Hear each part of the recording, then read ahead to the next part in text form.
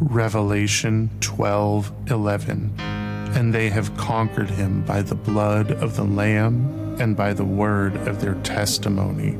For they loved not their lives, even unto death. The things that have been inflicted onto me, the things that I've inflicted onto myself, the Lord healed me completely. All things, all beings submit to him. I could speak the name of Jesus and that evil would leave. All I could feel was a peace and him say, "Not yet, daughter." I called his name, and within a second, my breathing was restored and I could breathe normally again. I could not believe it. And I saw Jesus interceding for me. And he said to me, "I've been protecting you from things you never even knew about."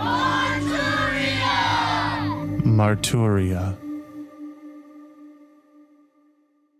Welcome to episode 10, Jesse's Martyria, the disrespectful prayer and going viral. Purpose is a powerful thing, and when we find our purpose in Christ, new life awaits us. So join us now as we have natural talk about Jesse's supernatural walk. My upbringing was not great, honestly. My family is kind of abusive. Well, I say kind of. It was pretty bad. And the reason I'm going kind of that deep is because it plays a lot of important context into my testimony. So my upbringing, I would be forced to go to church pretty much every single week. Very rarely would I have to go on any other day of the week. It was mostly just, every Sunday. My mom played the piano at church all the time. My brother was the song leader for pretty much all my life that I remember. And then my dad, he would always tout, he would always be very vocal about the faith and everything, and he would proclaim that he was a believer and whatnot, but then I would get beat, or he would do a lot of emotional and verbal abuse constantly, and my mom was very emotionally abusive and whatnot, and she would basically be kind of if you don't go to church, you're not going to eat tonight kind of mentality. Wow. Yeah, and it was not great.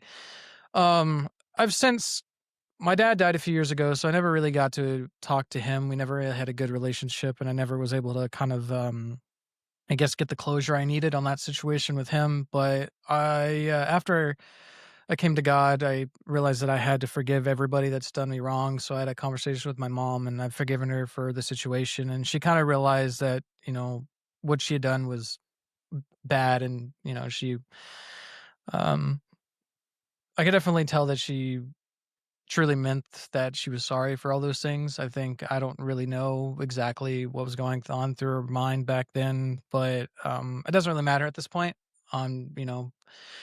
Things have gone better. I grew up going to church all the time, though.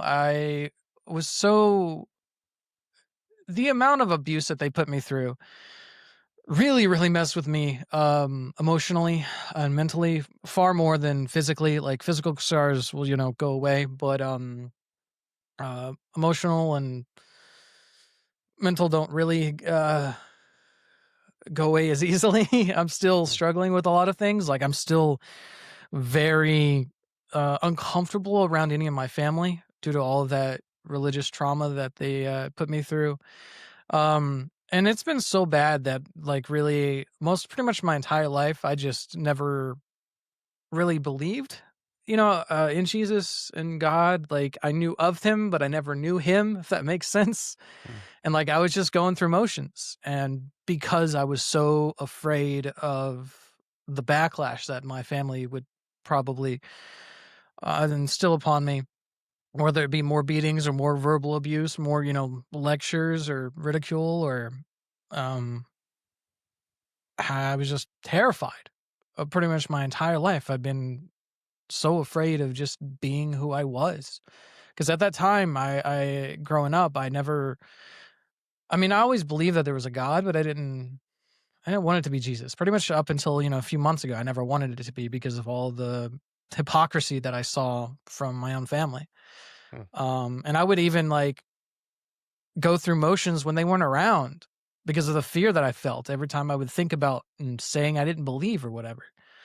I would have debates with friends or other family members and stuff, even though I didn't really care. Like, it was just so traumatic to me, the amount of emotional abuse that I went through, that I just kind of lived my entire life as a lie, just afraid of how they would treat me, even up until a few months ago.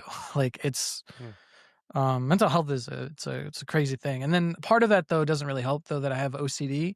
So a lot of stuff becomes very intrusive and very repetitive, and it's kind of hard to break free from a lot of those thoughts. And I think that's one of the biggest issues that I had. But I mean, I wouldn't say that my life growing up was necessarily like I was pretty much always fed. I was pretty much always had clothes on my back. I mean, they would, buy me stuff, like we weren't like poor or anything. It wasn't necessarily bad. It was just a lot of terrible moments throughout there, a lot of the emotional manipulation and stuff and I mean, the physical beatings from my dad definitely happened way too many times than it should have. It wasn't like an every day or every week thing, but when it did happen, it was terrible. And it was more so just the emotional abuse. Like anytime I was always made to feel like I was a burden, always.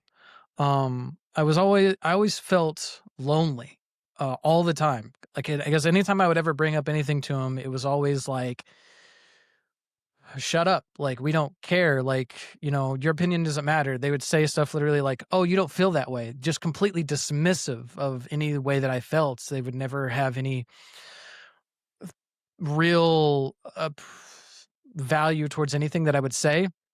It was always, their way or the highway. And any time I would say anything that was bothering me, it would turn into like a personal attack or they would deem it as like a personal attack on their character. And then it would just end up in like a lot of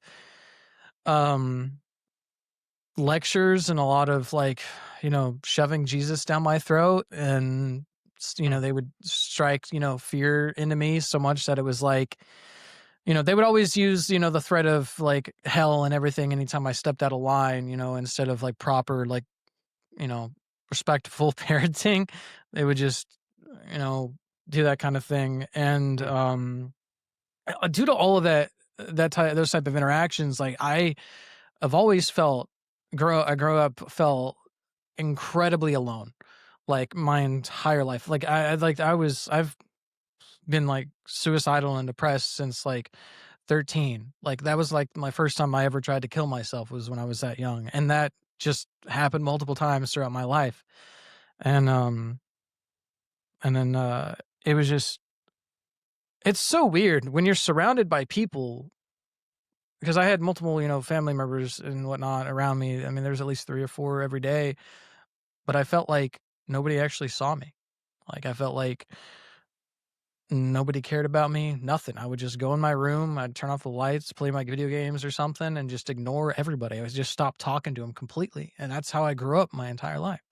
And that's ultimately what led me away from Christianity, is because of the way that I was treated. It was just, yeah. And I apologize for kind of rambling there, but like, I don't really know the best way to put it because it's kind of hard to describe, I guess, for me. Yeah. Well, I think it's fine. I think it's fine what you're saying. Obviously it's fine what you're saying, but I think it's interesting to kind of grow up in that type of dynamic where, yes, you're going to church. Yes, you see your family, involved in the church in a lot of ways. Yeah. But then when you come home, the version of church that you get is very different Oh, absolutely. than what you're experiencing while you're in the actual church. And to wield Jesus as a tool for punishment, or hell as a tool for punishment, those things are incredibly challenging. And I think even as a child, I can see like the challenge there. It's like I'm growing up understanding this to be true. So there's a part of me that mechanically has to operate this way. But at the Right. same time, everything inside of me is trying to kind of peel away from it, because like all of the friction in your life kind of circulates around that as well. So retreating to like video games and things like that, I mean, I Yeah. think makes a lot of sense. Absolutely. Yeah, it was just it was so confusing too. Like for the longest time, like I wanted to believe, but like I just couldn't make myself. And it was just like because like the amount of times I would pray and be like, help me out of this, and nothing happened. And now I know that it was part of his bigger plan because like whenever I became a believer, I've told this testimony to quite a few different people now, and people are the one thing that everybody constantly says is, "Oh, I'm sorry that all those things happened to you." And the thing is I'm not, because if I didn't go through those experiences, then it I wouldn't have the proper perspective to help other people through the same kind of thing that I'm dealing with. And I don't think that if I didn't have those experiences, then I wouldn't have ended up on the path that ultimately led to um, where I'm at now. And whenever I posted that testimony to TikTok, I mean that went viral. Like over 1 million people have seen it now, and I know that I've helped a lot of people through that. But I think once again, there's that saying, everything happens for a reason, and I feel like God intentionally didn't get me out of that situation, so ultimately I could help all these other people with my own testimony, which is pretty cool. It's also kind of I mean, once we get in more into the actual testimony part, like it's very it's still really hard to fathom everything that's happened, because it's just I don't know, it's kind of crazy to me. Yeah. Hmm.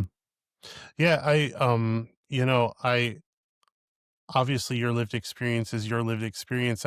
I can't remember the exact quote right now, but it's basically like any experience we have rightly observed can be beneficial, so Yeah. like whatever it is that you've gone through, whatever it is that you've experienced or will experience, right, as long as, for my mind, is as long as we ask God to show us what he sees in it, then it really doesn't matter if it's kind of good or bad by kind of our human standards. Ultimately he sees it as something that can be used for his glory, and I think that's the most profound fact of it is he can take all of your experiences, like you're saying, like people are like, oh, I'm sorry you had to experience that. I had a pretty rough upbringing myself, with a pretty squeaky clean, looking family dynamic. And so, yeah, I get that as well, where people are like, oh, I'm sorry that this happened or whatever. And it's like, I mean, like, I understand that from a human perspective, you're just trying to be a good person. But at Exactly. the same point, like, I know what God is doing with that, and I see it totally different than the way that any normal or any, I guess, regular person hearing it would.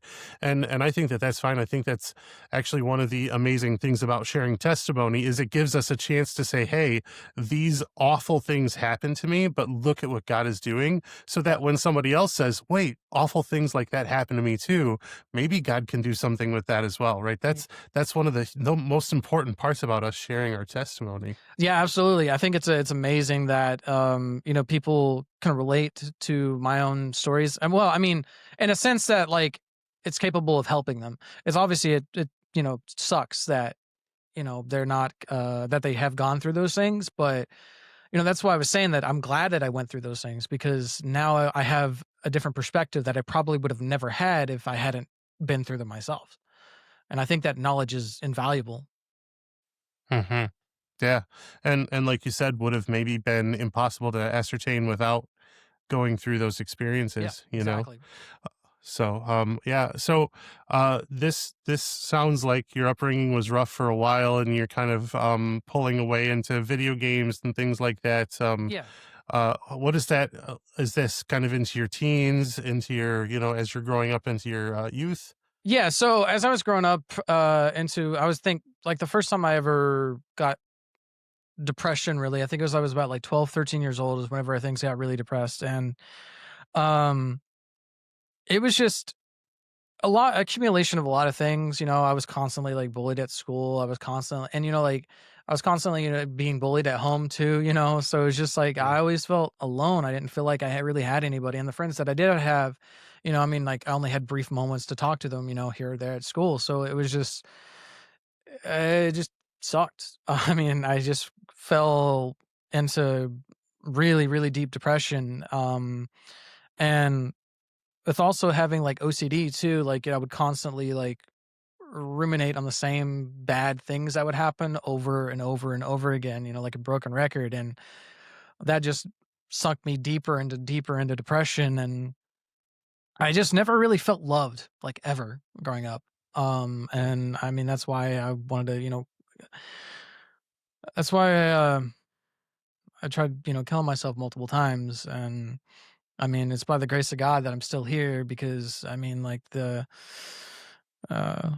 first time I attempted, I took one of my dad's guns out of his case while they're gone. And then, well, the gun ended up jamming whenever I pulled the trigger. And that was crazy. I mean, I know that the only reason I'm here is because of God.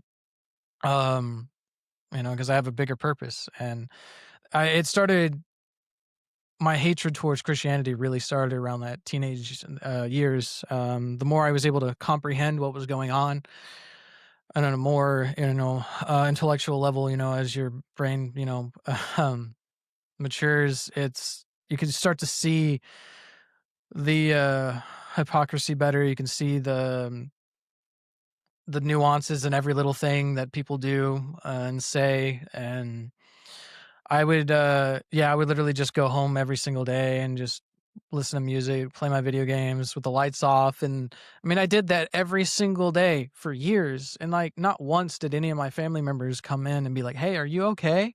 Like, nobody ever checked on me. It was just, I was existing there. And it was just like, nobody ever seemed to care. And then when they would talk to me, it was just because they wanted something, or whatever. And it's not great. And then, that's whenever I started getting into high school and stuff, things got a little bit worse with the whole religion thing. I started to hate it more, but I was also still terrified of my family finding out.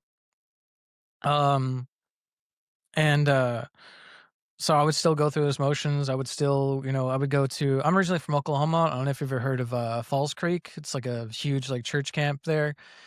I gotcha. And it's pretty massive. And I would go there like every summer, not because I wanted to get closer to God, but because I wanted to get away from my family.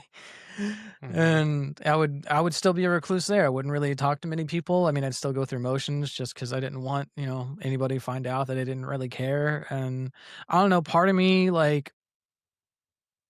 wanted to believe, but I just never really could. You can't force yourself to believe something. It's not for lack of trying. And that's what have ultimately led me to start studying other religions. And I started going to my local library or whatever, or, whenever I got access to the internet, I would look up different things. And that's ultimately what led me down the path of witchcraft and whatnot, which is definitely not a good thing to get into for sure.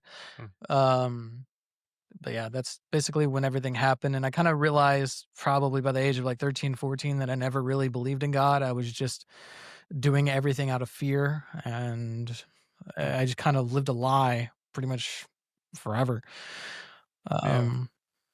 So, and I don't want to dwell on it necessarily too long, but when you attempted to take your life and praise God, yeah. The gun jammed, things didn't work out the way they should. Yeah, maybe thanks, Dad, for not cleaning your gun as much as you should. But did anybody find out about that? No, if they watch this episode, this will be the first time they ever know about it. I never told any of them. The only people that know about this are a couple of friends of mine. I never mentioned to anyone. Up until maybe a year or two ago, they never. I mean, they may have suspected that I was suicidal, but I didn't really talk about it much with them. And even on social media, I would add them or something, but I would put them on private or restrict all of my posts to where they couldn't see it or whatever. Because I'm very open about talking about my mental health. I think talking about mental health is incredibly important. Even before I was a believer in Jesus, I felt like it was very important to discuss those things because people are always afraid of reaching out to people for whatever reason. I mean, sometimes, at least in my case, all the trauma made me feel like nobody would ever really care. And what's the point? No one would really understand me, or that feeling of being a burden, just kind of held me back. And I feel like, if you share something with somebody, it's going to hopefully give them a little bit of strength or a push they need potentially to reach out themselves. So, yeah, I mean, it it's definitely a very difficult thing to deal with, but I don't I don't think they knew. At least if they did, they'd ever said anything to me at all up until like recently. Hmm. So So then ultimately you're going to going to church camp, you're kind of doing the things, going through the motions, but then you yeah. really fall away from Christianity in a pretty intentional way. Like, you know what? I don't want anything to do with Jesus. I don't want anything to do with, I want something to exist, but I don't Yes. want it to be that. Exactly, because of all the trauma. I was Yeah. like, all the hypocrisy I Yeah. saw it, I was like, no, this is, ridiculous. Like, F God. Like, I was angry all the time. Like, the amount of anger and loneliness and just bitterness and everything, negative, like I was full of because of everything. And I was only going through the motions out of fear. My entire life, I have lived in fear. And it's held me back from so many things, and it's terrible. Hmm. I'm still struggling with a lot of I'm still not completely emotionally like stable right now, but I'm working on it, and God's helping for sure.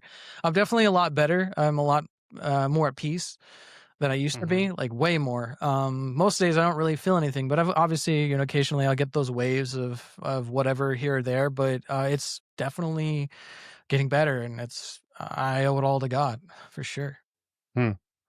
Yeah, absolutely. And then I know you started to get into it, but eventually you found your way into witchcraft and things along those lines, right? What does that look like? Yeah. So, the thing with witchcraft is I never really got super deep into like the theology of it or like the backstory and whatnot. I mean, I would read occasionally, books or whatever here that I find at the library or online or whatnot. But my real like dive into it was just kind of like off and on throughout the past, decade or so. I mean, I'm 31. I know I look younger than that, but I think yeah, I mean, people don't really expect that. They always make comments about that, so that's why I touched on that. But um, yeah, off and on for the past like decade or so, I was just dabbling in it here or there.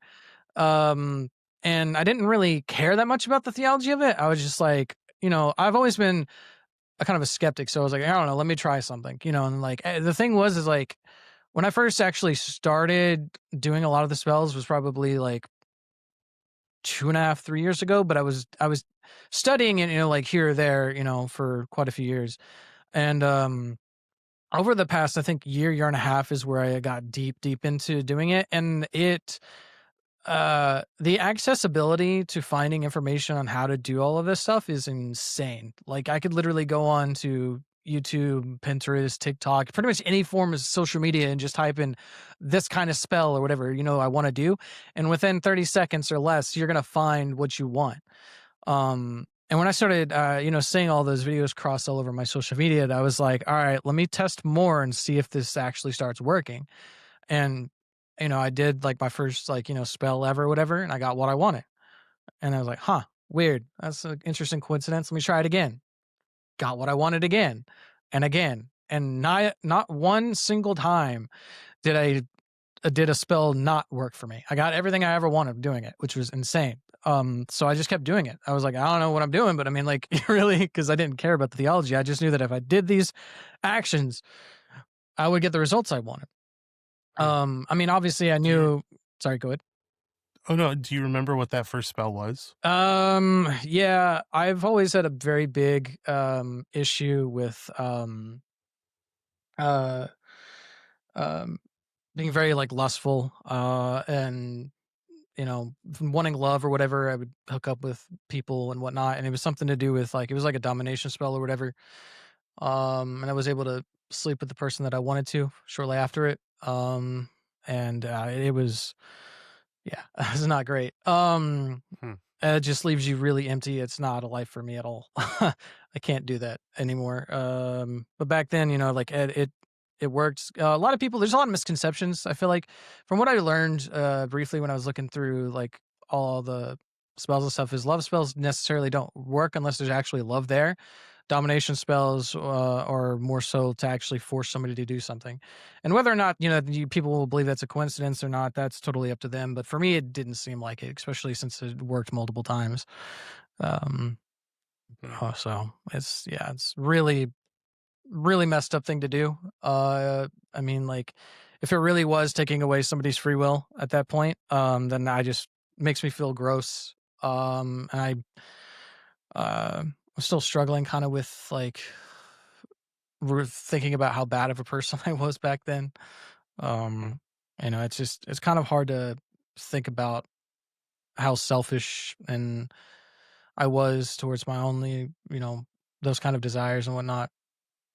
Yeah, that's When you were doing those spells, was there, I mean, I know it kind of seems almost like a, I guess maybe this is an old reference. I don't know if these are still popular nowadays, but it's almost kind of like witchcraft for the soul, like a chicken soup for the soul kind of thing. But you know what I mean? Yeah. Where it's like, oh, if you're feeling this, then do this, and kind of piecemealing it together, doing simple Google searches to try and find these things. Yeah. Did you ever encounter anything where it's like, you have to ascribe to maybe a deity, or you have to pray to the moon, or anything like that while you're doing this? No, I never worshipped any god or anything. I was just going through all these motions, and I really did it. Like, I only did it just kind of like on a whim. Like, just, I was like, oh, I'm curious if this will work. And I only stuck with it because I saw results, and I never really cared about believing in a deity in that point. I was just like, let me do it. But I mean, I saw some weird stuff, happen when I was going through it. And now I know that I don't know, there's some sort of entities attached, I guess, were maybe helping me or something. I don't know, but whatever the forces were, definitely were not anything to be really playing around with. And I'm really glad that I'm away from that, because I don't know, I still feel a bit off ever since I stopped doing it. I don't really know how to explain it. Sure. That you say you have seen some things. What do you mind kind of going into that a little bit? So it's really more so like I've seen like shadowy figures, like off and on throughout Sure. most of my life. I mean, like growing up, I did have issues sleeping a lot, and I remember having a couple instances of sleep paralysis when I was younger too, and like a lot of other people, they saw the Hat Man. It's a very common one. But as I got older, that didn't really happen too often. I could literally only think of like maybe 2 or 3 instances that happened younger. But whenever I started doing the witchcraft stuff, I would see like I remember doing like one spell or whatever, and I looked at my phone or something, because like a lot of spells deal with like candles, like burning them and whatnot, and whenever you have like different herbs and stuff around them and stuff of that nature. And I remember like um looking up after, like, because I got a text or whatever in the middle of it, and I looked up and I just saw like a weird like shadow kind of like just move across like right in front of me, like around the kind of like where the smoke and everything was, and or where the like I had everything's like set up on the table, and it was just like it was kind of like a quick like whoosh or whatever, and I was like, that's weird. And then I would see, like it'd always feel like whenever time I would do some certain ones like that, I would always feel like I wasn't alone for whatever reason. And I would see, not really like out in public, but it was just anytime I would do those spells, I would always see some sort of weird, like a shadowy kind of like movement or something. Not every single time, but I mean, I guess, but like it would depend on which kind of spells I was doing. I guess the more disturbing the spell was, probably the worse, or the more frequent like those things would show up. But I don't know. I don't really know how to explain it. It would just be like something out of the corner of my eye, kind of like move really quickly. And like, I mean, I live alone. I don't have any animals or pets or anything either. And, so it would always throw me off guard, because it was just like, I would always get that eerie feeling that like something was around, but I was like, whatever. Like, I mean, if it is there, like I'm not harmed anything, like I'm getting what I want. I'll just continue. I don't really care. Like, what's the worst that can happen? Because I mean, obviously, I know that what could happen. I mean, like, I'm a huge horror like buff, so like I've seen plenty of movies where that kind of stuff goes awry. But I mean, like, whenever you're so like hell bent on your own selfish or like or fulfilling your own selfish desires, a lot of times your common sense or your I guess lack of caring really goes out the window. At least it did for me. Hmm. So. Yeah. So, well, real quickly, I know you just touched on Hatman, and I know we kind of talked about Hatman a little bit Yeah. pre-roll, but would you mind talking about like what is Hatman? Yeah. So, from what I've seen, a lot of people just have like this. It often happens during like sleep paralysis. It's where like it's just like some sort of shadowy figure, and it looks like he's wearing some sort of like top hat or anything. My particular instances of it happened, like I said, at least 2 or 3 times. I would wake up and I couldn't move or whatever, and then look over in my doorway because my bed was like on the complete opposite side. I was like the other end of the room, and I'd look up and I would just see him just like standing there, just like hovering in the doorway, and it would terrify me as a kid. And obviously, growing up believing and or well, not really believing, but like going through the motions of the whole religious Christianity thing. Like I believed, I was like, oh, maybe it's a demon, or like maybe I'm just hallucinating, or maybe I'm just half asleep right now and I'm just saying things. I would just always shrug it off. But I always felt like, to my core, I always felt terrified though, and I was just like, maybe I'm just psyching myself out. This is what I ultimately just like kind of like thought to myself. Even whenever I saw some of the stuff like recently, I was just like, I don't know, maybe I'm just crazy. Like I didn't really like necessarily believe in it either. I mean, I thought it was definitely possible, but I mean, I've always been kind of the person that like I don't really like rolling anything or out, or unless there's proof, just as much as believing in something, like Hmm. um so I don't know. That Yeah, no, I think it's interesting because certainly you're not the only person who's had an experience with entities yeah, and seeing things and doubting whether or not those things exist or not. But I mean, we have so many reports of people having these experiences, but everybody still kind of questions it, right? It's still almost like this, like, yeah, it happened, but I don't really want to talk about it, or it's not really that big of a deal, or but it's like, shouldn't it be a little bit more of a deal? Shouldn't we want to talk about this a little bit more? I mean, and things like sleep paralysis, there are a lot of people who I've talked to who have dealt with sleep paralysis, and a lot of people who've had experiences with sleep paralysis talk about Hatman or entities or things pulling at them, pushing on them, scratching at them. I mean, where it's like, okay, when do we start to have these conversations, especially as Christians? When do right. we start to have these conversations? Because, because you, on your way to wherever you're going, seeing a whoosh out of the side of your, out of the corner of your periphery, or something is in your room, or something's moving, or why why is it such a hush hush thing? You know what I mean?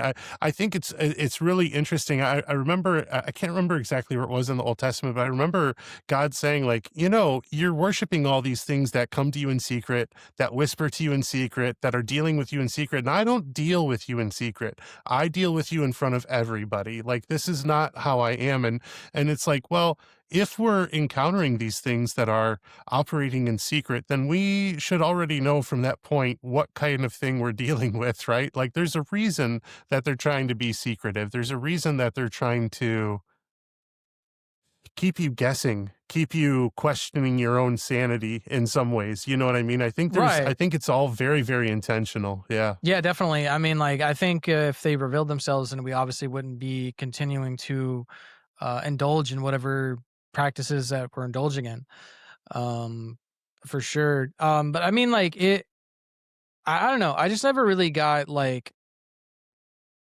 I guess I was never really afraid of those things. And like I said, like most of the time I would like, even though I did believe in the whole witchcraft thing, and I obviously believe that, you know, entities were a possibility. I just didn't really care because like my life was so terrible. I felt like that I was just like, whatever, as long as I can get whatever I want, like I'm going to continue like doing these things. Like it doesn't matter. Like I die, if something happens to me, so what? I want to die anyways. I just didn't care. And I feel like a lot of people that um are in those type of situations oftentimes have very similar mindsets. They, start doing it as a joke or whatever, and then, they start seeing stuff and they're like, well, I'm too far deep into it now, might as well continue. Or, they have other issues, or like, like sometimes, like it's very, very difficult even for Christians now to, like to walk away from a lot of their sins, to, stop doing things that they're so accustomed to doing. And whenever you're not a believer, you don't most, don't really have they don't really know the right path. So they're obviously just trying to find their own way. And they don't really have any thing or anyone guiding them. They just kind of try to figure out things on their own. And uh, I think it's always great to seek out knowledge, but I think it's definitely a good thing to have, Jesus, or, to like guide us to whatever we need to do. Because I mean, you're never going to be able to do what you want to do on your own. I mean, like, God's going to be with people, like, uh, whether they believe in him or not, I feel like. So, I think if you, yeah, I mean, like, I'm sure that there's a lot of believer or non-believers out there that, God is right there with, helping them out through whatever the reason or issues they're having with. And, um, it's just, because I mean, like, I've seen a lot of things with myself, and, with the whole, suicide attempt and whatnot, for example, like, um, I don't think, I mean, that was a coincidence, now, especially looking back at everything else that happened. I mean, like, I'm sure that, um, God is, protected me through that, and I'm sure he's protected other people in the same manner or other ways, for sure, regardless if that person believed him or not. I mean, like, I feel like that's, how much he loves us, like, so. Oftentimes when we talk about, God showing up in these huge moments, which I think are all valid, even for those who maybe are not believers, right? Like, God obviously is free to be sovereign and do what he does. Mm-hmm. I do like to sometimes kind of bring it down and not minimize it, but like talk about, like how many thousands of times God has stopped me from stubbing my toe. Right. I mean, which I know is maybe a little bit, reductivist in some ways, but I think the point of it is really just to say that God is looking out for us and is there for us. And one thing that I like to talk about is it doesn't really matter where you are, what you're doing, how far down you've gone, or whatever you see yourself, like however you view yourself and however you view where it is that you are right now. The moment you stop and turn around and look to God, he's not where you started. He's right where you are. Yeah. And that's one of those things that I think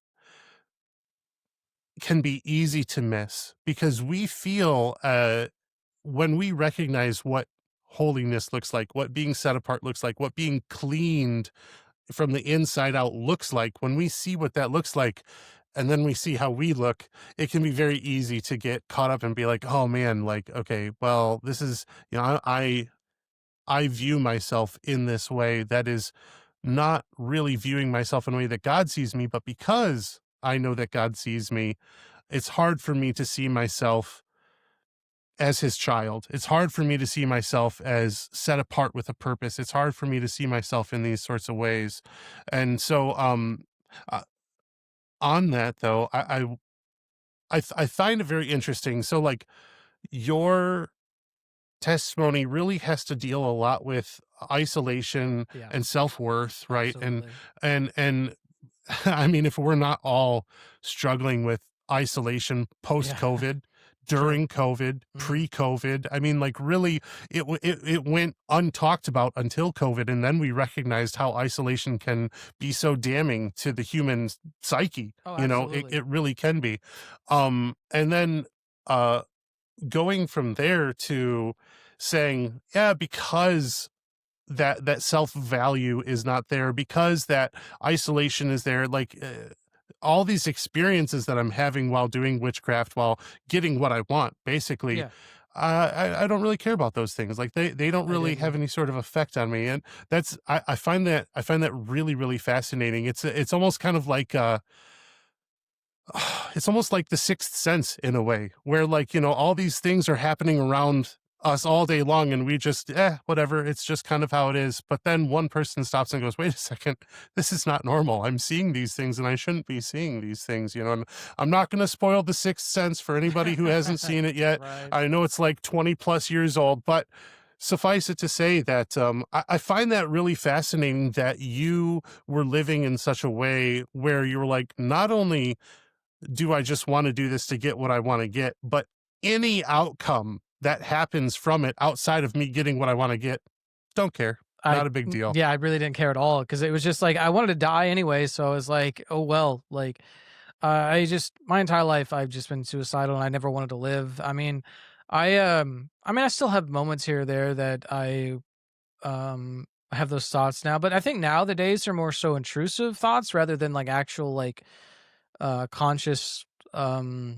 beliefs or whatever. Like I don't really feel depressed anymore, like ever since I accepted Jesus into my life. I mean, he took away all that. He took away pretty much all my anxiety. The only time I do feel any like negativity like that is during like it usually only happens whenever like something happens to somebody I care about, or like something that is really stressful or something. I'll get, obviously a bit anxious about certain situations like that, but it's not like an overbearing, like continuous feeling that I used to have.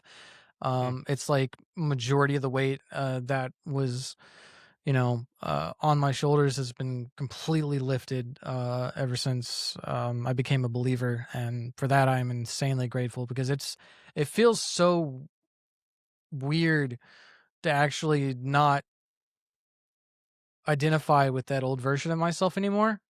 And I feel like I'm trying to, like, I'm literally, um, being reborn into somebody else now. And it's so confusing, but like in a good way. And I don't know, it feels weird, because I guess, like people get accustomed to what's familiar. Um, and I find myself still now trying to go back to old ways, not because I want to feel sad or depressed, but because it is familiar and I know how to navigate it. And nowadays I don't really know the right way to navigate the direction I'm headed right now. But I mean, I'm definitely been trying my best to rely on God now, because I don't want to go back to that I don't care about anything mentality that I used to have. I can't. Like Yeah, it's yeah. No, just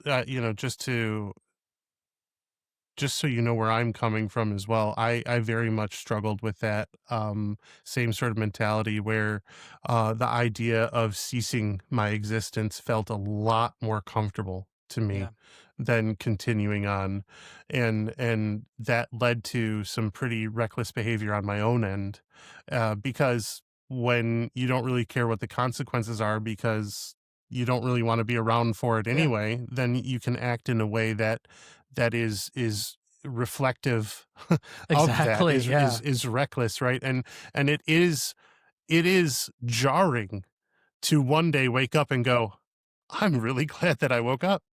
Yeah. Wow, Right? this is interesting. Wait, I've never This had that thought I, before. Like yeah, yeah, absolutely. It did not occur to me that people are really excited about waking up.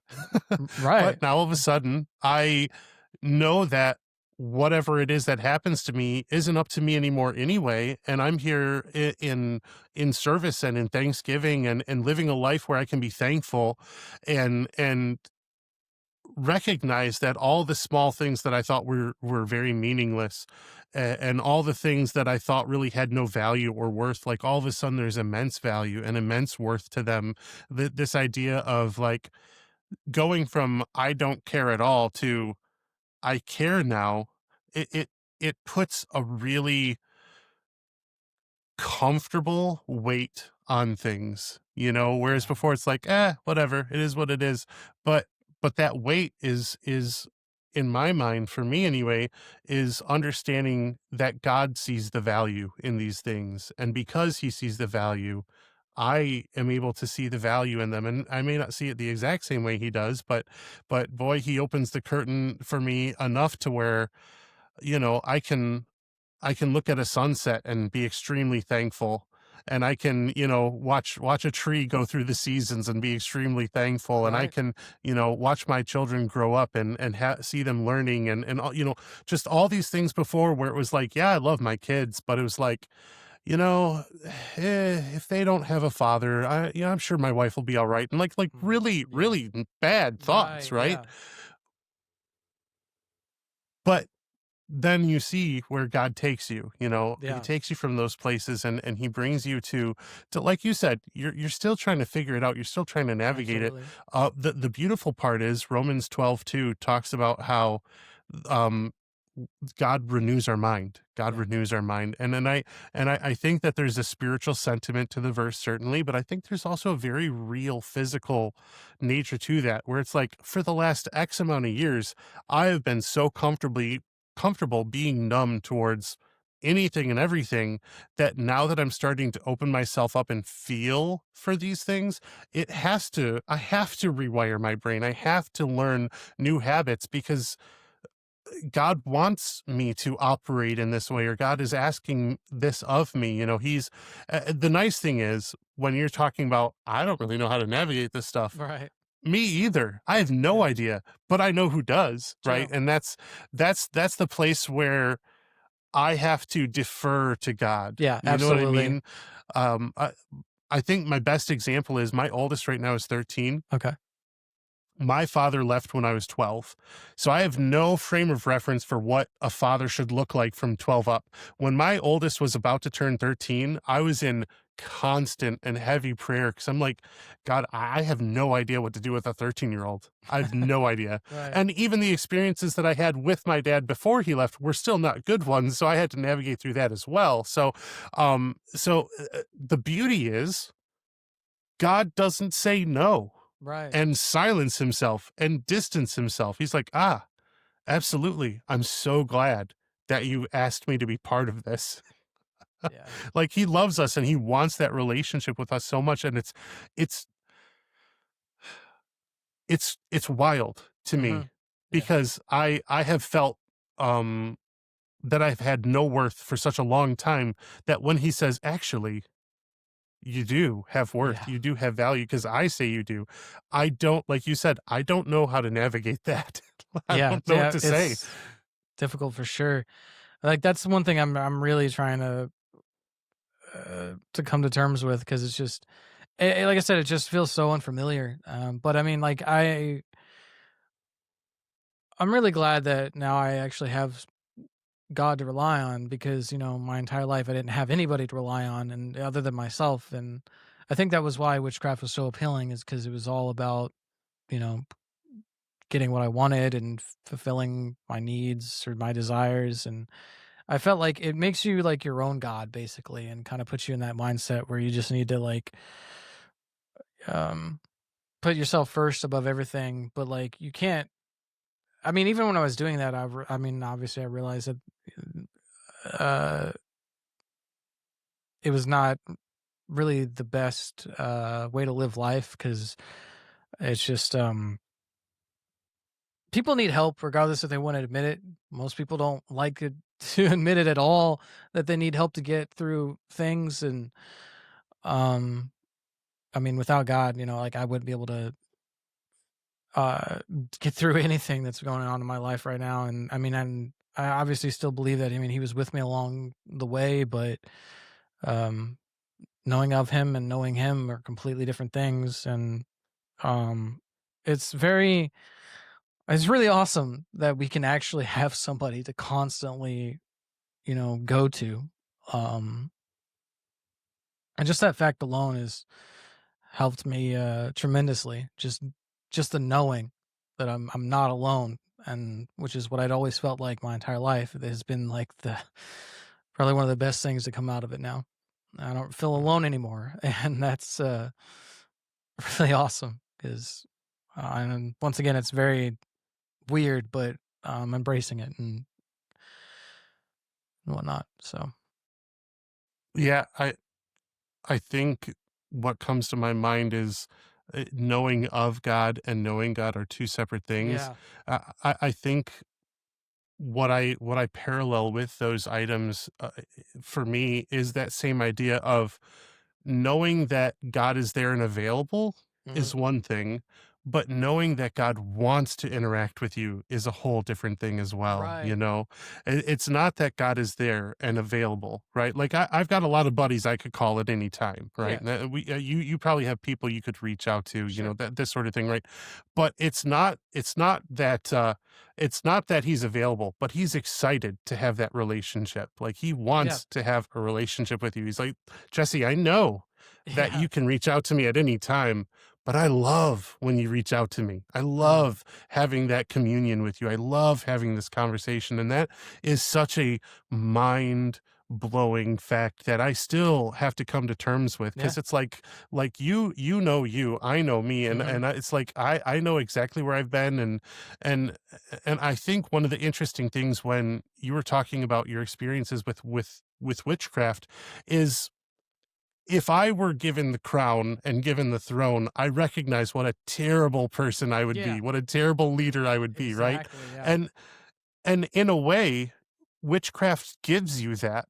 It Mhm. lets you realize exactly what it is that you want and who you are. Mhm. And until you get to a point where you recognize that's not who I want to be and that's not who I am, you continue on in that for a long time, or you can continue on in that for a long time. And I know you had said that was just a few years ago that you were practicing. So what brought you from practicing spells and doing those sorts of things to basically where you are now?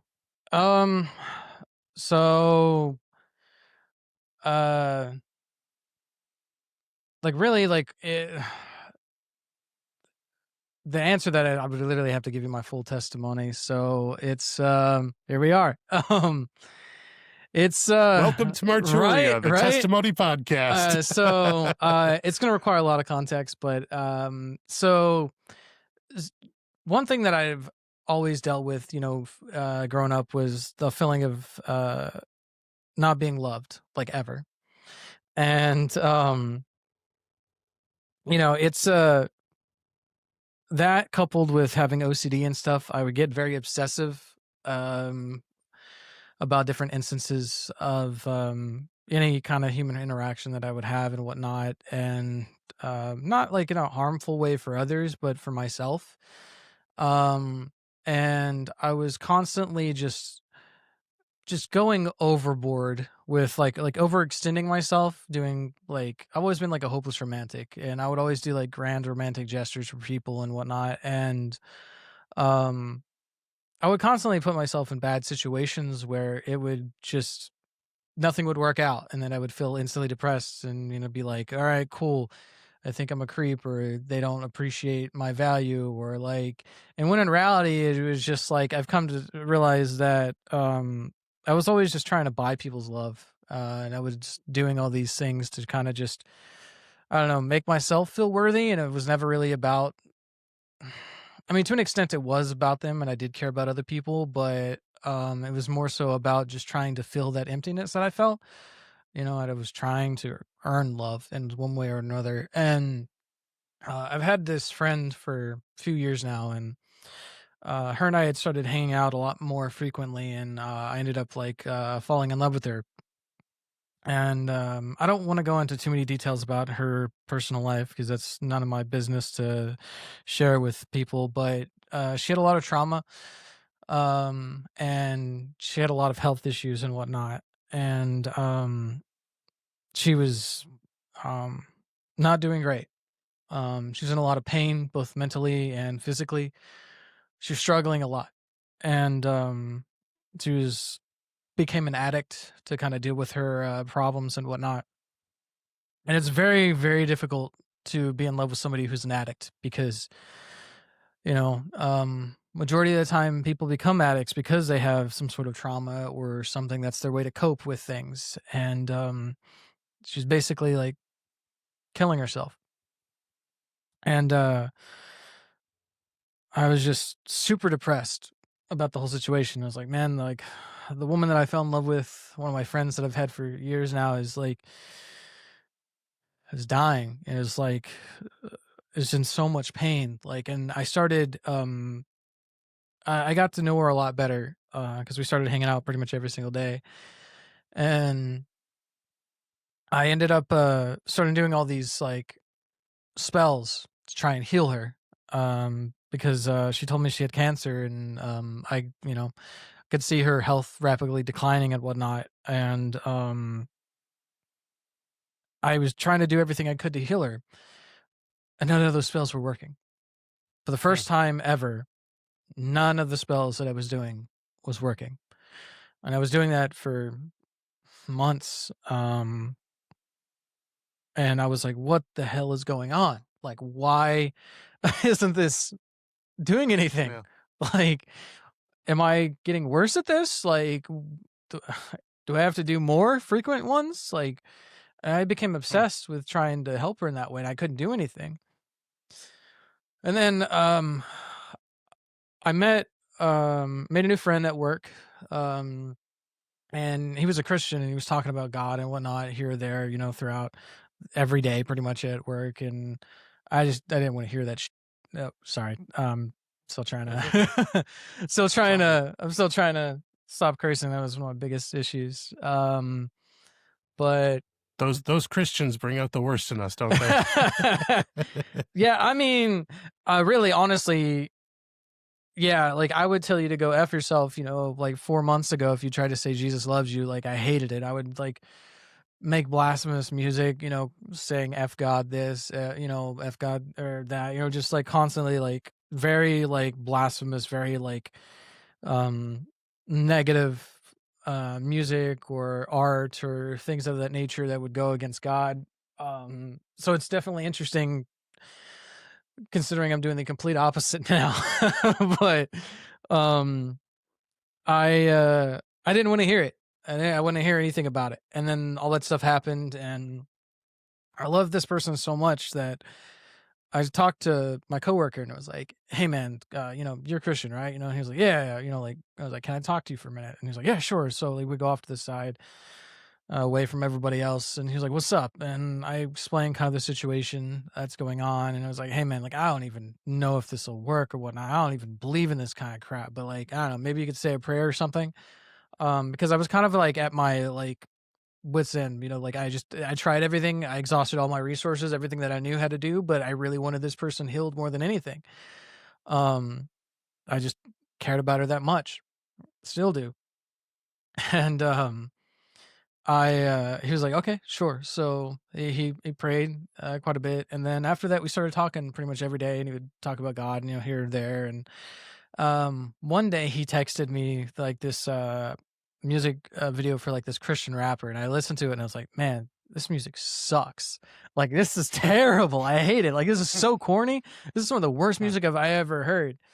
And like I've been making music for years. I've only really started releasing in the past couple years because I started to like gain a little bit more self-worth a little bit here or there, and kind of gain more confidence in myself to actually put it out there. But I heard that music and I was like, hell, I could do better than that. I'm bored right now. Why don't I try? And it wasn't like, and I still remembered stuff about, Christianity from when I was a kid. So I was like, all right, let me write some songs because I'm bored. Like, I just love making music. I love making art. Like, art is like my number one favorite thing to do in the world, is just being creative.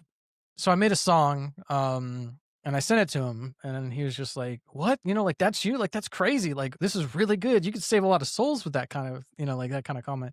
He was like I showed up the next day at work, and he was like, dude, I want to shake your hand. Like, that's insane. Like, he was just like hyping me up and whatnot. He was like, you should make more. And I'm like, I don't know. I don't really believe in this. But I was like, and then I go home and I was like, well, I have some ideas in my mind.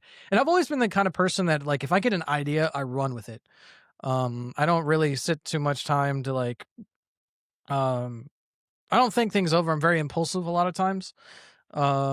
And I was like, you know what? I love making music. Let's do more. So I started making more songs and whatnot. And I posted a couple snippets here on TikTok, and they did really well the first couple days. And I was like, okay, let me throw some more, or like make a few more songs and put more online.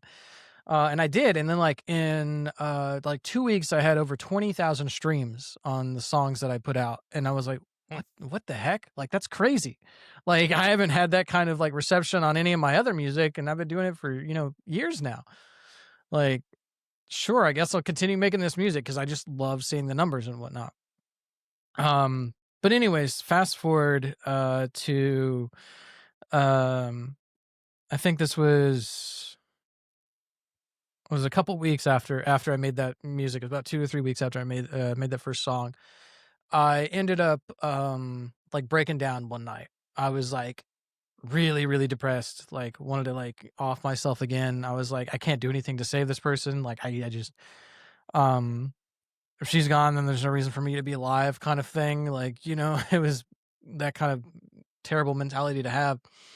And then for the first time, probably in like over a decade, I actually prayed to, God at this point. And I was like, like, God, like, if you're real, I need help here. Like, I am at the worst I've been in my entire life right now. Like, I can't stand what's going on in my life right now. Like, I need help. Like, please help me out of this situation. Help her. Like, and I prayed that, and I was like, the typical, like, if you're real, give me a sign thing, that almost everybody prays at some point in their life. And then I stopped that, and then probably a few minutes later, all that anger and resentment and everything from all the trauma and everything came back. And I was like, you know what? F you, God. Like, I was like raging and whatnot in my bedroom and stuff. And I was like, God, if you're real, like, so for context, I work at a restaurant as a manager. And since I do that, I never have to really fill in other people's roles very often. And especially like serving. And I was just mockingly prayed to God. I was like, hey, God, if you're real, have somebody tip me like $50-$60. And it was never about the money, because like I'm doing financially like well, like I'm good. And it was just more so like, how are you going to make this happen? Kind of like mockery. Like, I'm never in this position, do your thing, genie. Like it was very disrespectful kind of prayer. And I go into work like the next day, and my boss was like, hey, you're going to be switched to overnights now, because the restaurant I work at is 24 hours. And I was like, great, that sucks. I hate doing that. Those hours are terrible. So I'm like, all right. So I go into work the very first night, or maybe it was like, may not be the first night. It was like one of the first like day or two, maybe 3. But it was very, very shortly after I got switched over to overnights. I had 2 people walk into the restaurant probably around like midnight or whatever, and they were like, hey, we don't want to like stay like, or we don't want to order any food. We just like, we got kicked out of our apartment. Like, we need a place to stay until our ride comes in like 7-8 hours. Is that cool? And they were wearing like I love Jesus on like t-shirts. And I was like, that's weird, like I had never seen anybody wear like any religious clothing at that restaurant, like ever. Like, I'm very observant, like I have a photographic memory. I remember things pretty well when it comes to that kind of stuff. And I'd never seen that kind of clothing there at all. And I was like, that it stood out to me. But I was like, yeah, sure. So like I sent them off to this room, after they had asked if they could stay. And whenever things got died down a little bit, I go in there and I just kind of like in my head got the idea. I was like, I should go ask them why they believe. I don't know why I thought that. It was just something that I'd heard in my head. And once again, I'm very impulsive. So I was like, sure, let me go ask. Might as well. So I go in there and I ask them, and I was like, hey, I see your shirts, like, can I ask you a question? And they're like, oh yeah, like we'd love to talk about Jesus, and they were like early 20s. It was a couple.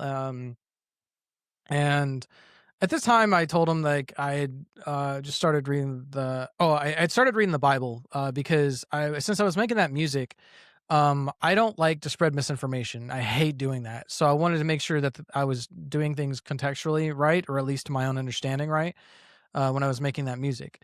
So I had started reading the Bible just to kind of get ideas for the music and whatnot.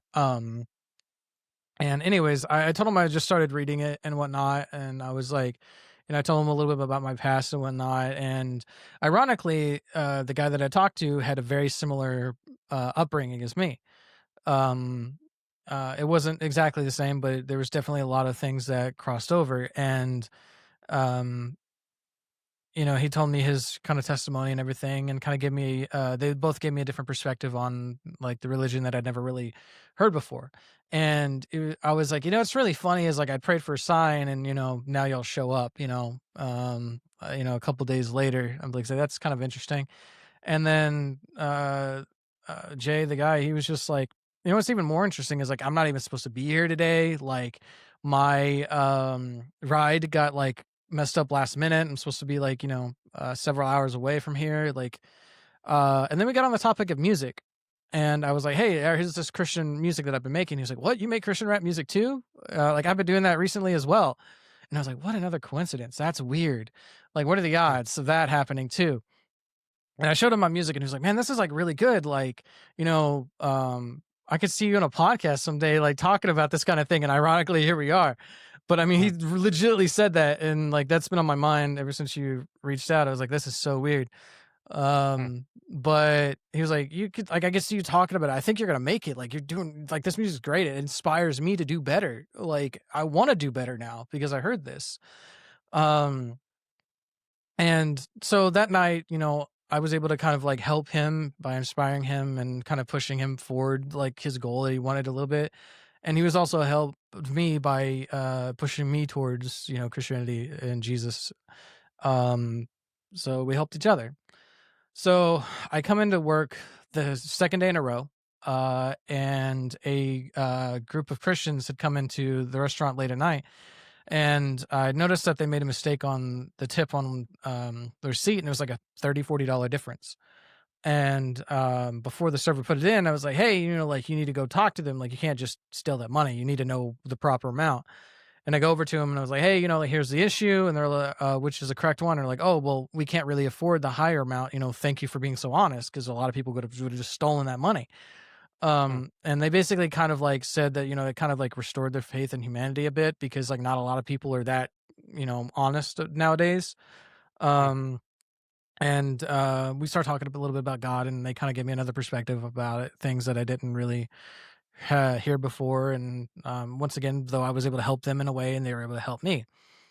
And then on the third night, which is very interesting that it happened on the third night, because, Jesus rose on the third day, another very interesting thing.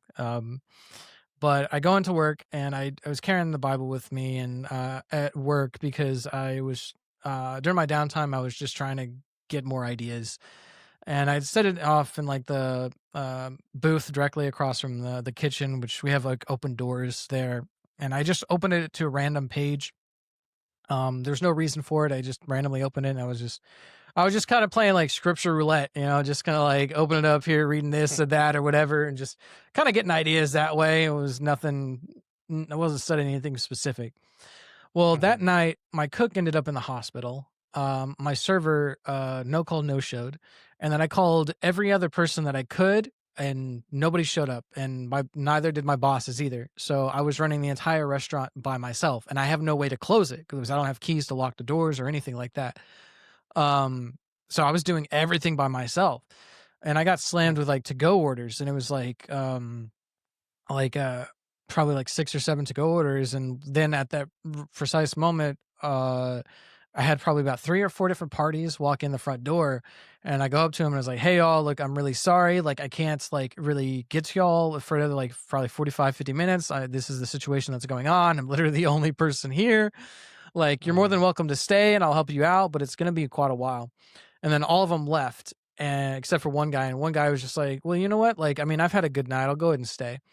And I walked back into, I was like, okay, cool. You're welcome to sit anywhere. And then I go walk back into the kitchen, start cooking again, and I look up and I see him. He'd walked over to the booth where I had the Bible laying open, and he sits down and he just starts reading it. And I just, occasionally kept looking up while I was cooking the food, and I could see him. He was just like very like, he was like diving deep into what he was reading and whatnot. I could see him like, touch his forehead, kind of just like thinking a lot about, like what he was doing or reading. And I go over to him after I get done with all those orders, and I was like, hey, like, what can I get you? Thanks for waiting. And he just goes, like, is this yours? And I was like, he just ignored me asking that question. I was like, yeah, like I used to give him a little bit of backstory, like I used to believe in it, but or go through emotions and kind of started believing again. Maybe, I don't know. I don't know. I said something along the lines of like, it's definitely interesting. Like now that I'm diving into it myself, like, but I've had these weird events happen the past couple days. I something along the lines of that. I don't remember exactly what all I said. But he just goes like, "Were you reading anything specific?" And I was like, "No, I just random pages." He was like, "Well, these passages helped me. Like I've been going through a tough time recently as well." And I was like, "Huh, that's very interesting that the random pages was able to help him." Um, and it was interesting that he the day that, or if my cooks didn't show up, then or well, if since I was working alone, that incident wouldn't have happened. So I thought that was pretty interesting. But that same night, this is what really got me into believing, kind of like um some college student had come into the store around the same time, and he was like, "Hey man, like, I don't want to order anything, maybe just like a coffee and like some soda or something. I just want to study. Can I sit, in here to charge my laptop?" I'm like, "Yeah, sure, that's fine." Um, so I go over to him before I leave, whenever the next like manager came in the morning, and I was like, "Thanks for being patient with me last night," or whatever. And he's just like, "All right, here you go." And like, he gives me back the receipt because and he had tipped me $60. And I was like, I looked at it, and at the time I didn't really pay any mind. And then I go and, punch it into the computer or whatever and kind of take it and whatnot. And I get back into the office and I was like, wait a second. Didn't I just pray for that like 2-3 days ago? What the hell? Like, I was just like, what? Like, as soon as the realization hit, I was like, what just happened? Like, what are the odds of that happening like only a few days after I pray that mockingly? Like, and if I literally, was like, how are you going to make this happen? The night that it happened, I had to do everything in the store. Like even that alone is crazy to me. Like, I was just like, literally, what are the odds of all that? And this being the third night in a row where I've had random encounters with like Christians too. Like, what's going on? I mean, that guy wasn't a Christian. He used to be, and I'll touch on that towards the end of the testimony. But uh, it was just, I was floored. I was like, "Is Jesus real? What is going on?" Like, I just couldn't fathom that being a coincidence. It didn't make any sense to me. It was like a couple nights later. So I go home, and then I was just thinking about it more, and I just could not get it off my mind. And then I finally go back into work the fourth day in a row, and a concert lets out, and like people start piling in, and they all have like Lucifer on the back of their shirts. And I was like, that's weird. Like, and then probably like, 10 minutes later, a church group comes in, and I've never seen a single church group in that restaurant ever. And they come in and they all have like shirts with like "God wins," "Jesus is snipers," like things like that. Yeah, like literally like on their shirts. And it was like half the store was full with people with Lucifer on their shirts. Half the store was full with people with like, God and Jesus and other, Christianity related things on their shirts. And it was so weird. It was just like a weird like spiritual war, like good and evil kind of thing. And I was just sitting there just scratching my head, like, what is going on? This is the fourth night in a row. Like, what is happening here? Like, this is so weird. Like, I don't like, what are the odds? Like, I kept thinking that too, like all night. And every single day that these things were happening, I was like telling all my coworkers and stuff. I was like, man, this is some weird things happening. Am I crazy here? Or like, what do you think? I was trying to get other people's opinions on the situation. But after that, I go home and I ended up waking up on the fifth day to a message on TikTok, and it was some pastor had messaged me, and he'd seen the music that I'd made, that I'd been posting to TikTok, and he was like, "Hey, can you like produce something for me?" And I was like, "Yeah, sure, that'd be cool." And then we started talking about God, and he was like, "How long you been believing?" And I was like, "I don't know. I mean, like, I guess I've been diving into it, a couple weeks now. Like, I don't, and I was like, just, not long, basically." And he was saying like, "Oh, well, now that you're starting to believe, you should get rid of like your old music because it's like really sinful." And I was still on the whole cusp of like not believing. I didn't know if I wanted to go back to the witchcraft thing, or if I was gonna follow Jesus or not. And even after that whole tip thing, I was like, nah, like even after 4 days in a row, I was like, I don't think so. Like, this is a whole bunch of BS, I was like, I don't believe, I mean, I was just very skeptical of the situation. I was trying to talk myself out of it. But anyways, he sends me, I think it was Acts 19:17-20. And in those verses, it talks about how people who used to practice magic took their scrolls and burned them. And then the word of God spread, especially since they were worth so much money. But I was just sat there and I was thinking about it for a second, and I was like, yeah, he probably just sent me, he was just like, he sent me that, because he was obviously trying to use it as like metaphors, like you should turn away from your old life, like now that you're starting to believe, I guess. And like, it kind of like that whole context is what he meant. But the fact that this was yet the 5th day in a row where I've had a random encounter with a random Christian, pertaining to something that was been like weighing on my mind for a little while, like was just unfathomable to me. Because like the day before, the 4th day in a row, whenever the thing with the shirts like happened, I had like an hour-long conversation with one of my friends over dinner. I was like, man, I think Jesus is real. Like all these things are happening. Like I don't think these are coincidences. Like what the hell? Like I was just like for an hour just talking about like, I think I should get rid of my witchcraft stuff. Like this feels bad. Like if Jesus is real, then like I need to get rid of this stuff. Like I need to stop playing with all these dark things. Like I just immediately felt convicted after that 4th night to get rid of it. And I was just like, but I was like, I don't know, man. Like I've been spending a lot of money on it. Like I was kept making excuses. I was like, I'm getting everything I want. Like, why do I want to do this? But then the 5th day, I get those verses sent to me, and I was just laying in bed reading that. And I was like, they took their scrolls and burned them. What are the odds that I get sent those specific verses over the thing that was literally weighing on my heart since, like for the past like 2 days, the thing that I had that long hour-long conversation with one of my friends? Like, I don't think that's a coincidence. Like, I was just like, I couldn't believe it was like at all. I was like, it just didn't make any sense to me. I'm like, the odds are like astronomical, like, so I just sat there. I was just like stunned basically in bed for a while. And I was like, okay, I'm done with this. So I get up out of bed, I grab all of my witchcraft stuff, I put it in a trash bag, and I immediately go throw it out in the dumpster outside of my apartment. And I just kind of rebuked it. And I was like, God, you win. Jesus, come into my life. And I still remembered, like the whole, like, I remember going to like vacation Bible school when I was a kid, and like the ABCs of becoming a Christian. I don't know if you've ever heard of that before. Kind of like, like I still remembered that when I was a kid, and I was like, so I kind of just, went through the whole like sinner's prayer thing, and gave my life to Jesus at that moment, because I was just like, those aren't coincidences to me. I was like, I couldn't fathom all that happening.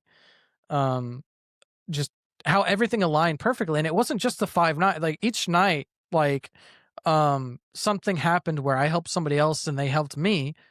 But also the thing I specifically prayed for came to, happened. The whole connection with the first person, him making the music, same with me.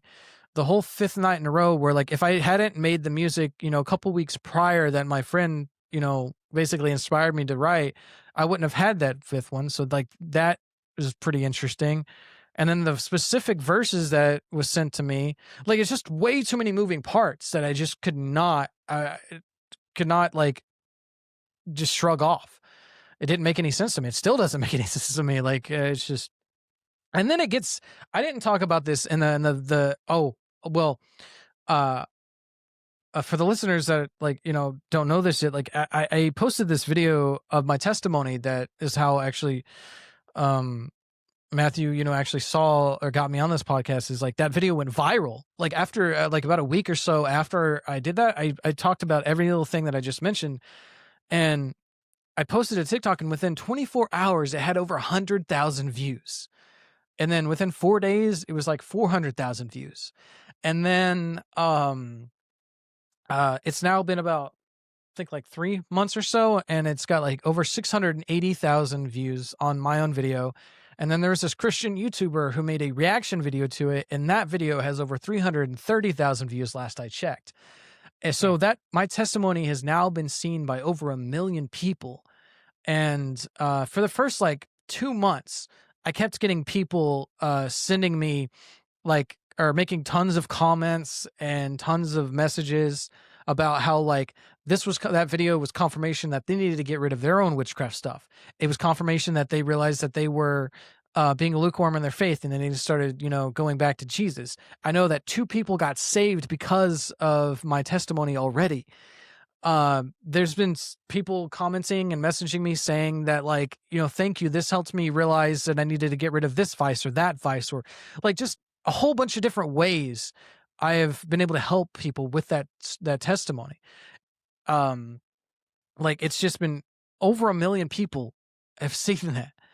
And, that's crazy. And like, on top of that, I started making more of the Christian music because I felt convicted to take all my old music and convert it into Christian songs. So I started doing that, and I started posting it online and whatnot. And within the first like month and a half of me posting that online, all that music has over 150,000 streams now, which is just insane too. Like, and that was way more than any of my other stuff. Like combined for years. And like I don't even think like that is a coincidence. Like what are the odds that my testimony of all those crazy things happening, blowing up and going viral right after it? Like that seems really weird too, like I just it's just so hard. I've been thinking this the whole time. Like, what are the odds? Well, when God's involved, the odds are 1 in 1. Yeah, pretty much. I mean, like I keep thinking that, like it just keeps going through my mind. But like, I ran into a pastor like a few weeks ago, because I've been trying to like find a church to go to now, and I just been like seeing people coming to I've been more or paying attention more to anybody that's like praying or something, and I was trying to get like a list of like churches to go to. And I heard like these 2 people like praying and whatnot when I was at work, and I go up to them and I'm like, hey, like I heard, you doing this or whatever, like can like do you go to church around here locally or whatever? Because like I just trying to get an idea, especially like if they're super nice to me or whatever, like if they stood out in a way, I would ask that because like I want to be surrounded by people that I feel like I could get along with, and considering the type of like religious people that I've been around in the past, but anyways, it turned out one of them was a pastor, or he was actually like, and he made the comments, like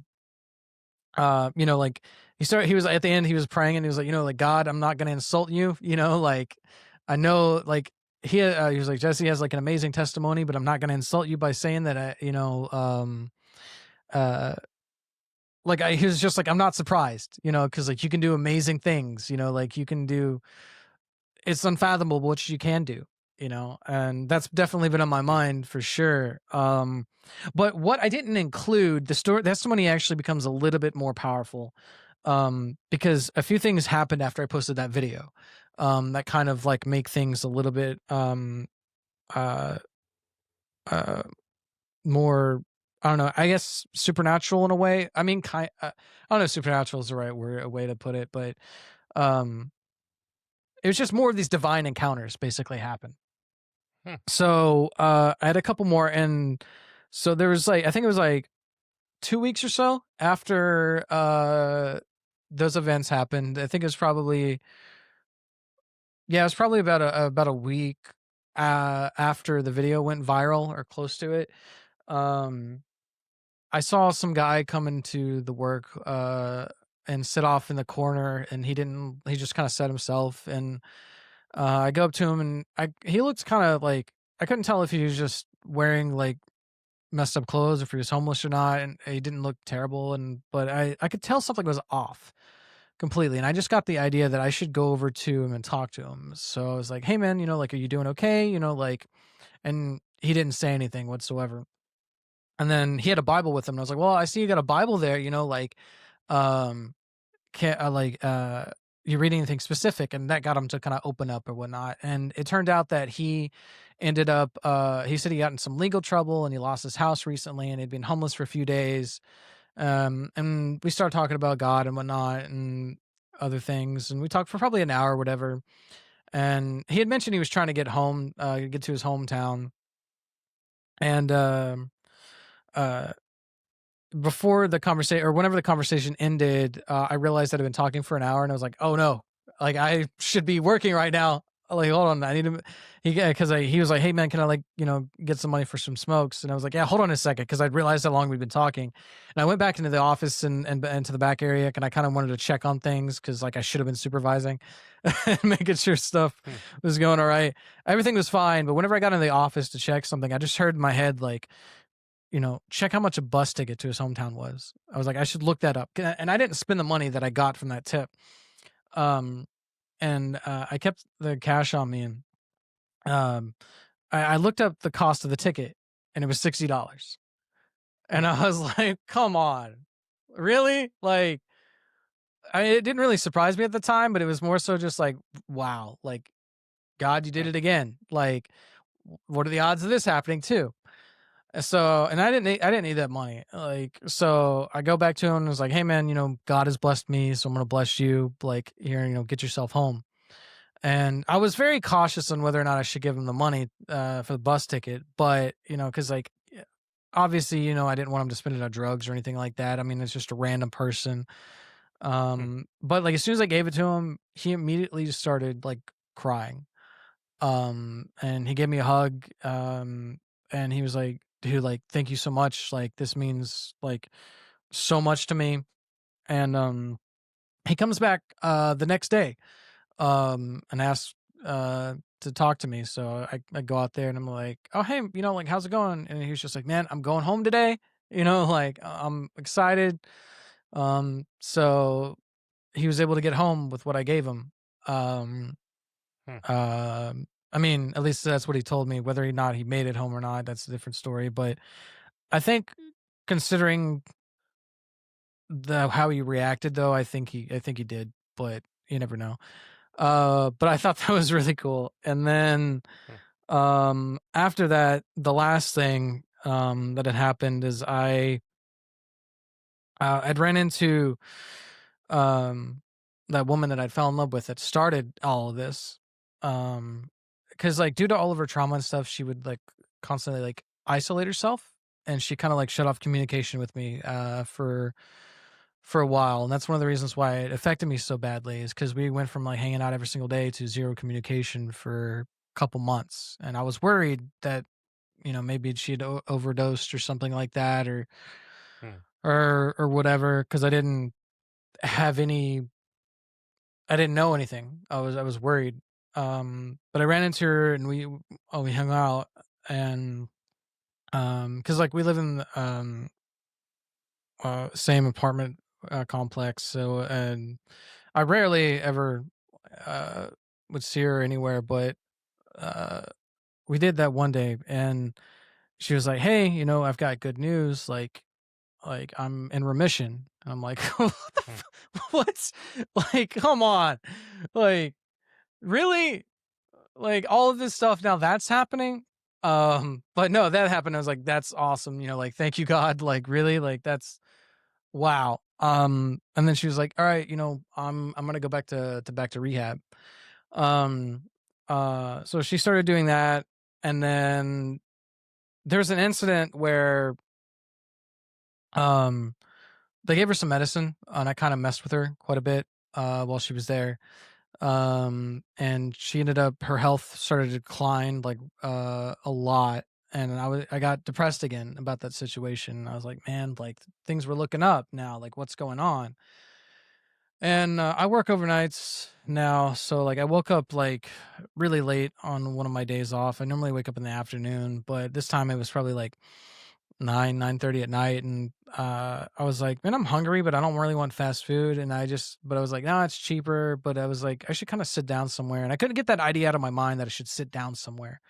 So I was like, okay, once again, I'll follow my gut, like I always do. Like, if an idea pops in my head, I'm going for it. So I go to Texas Roadhouse because it was like one of the only places that was open.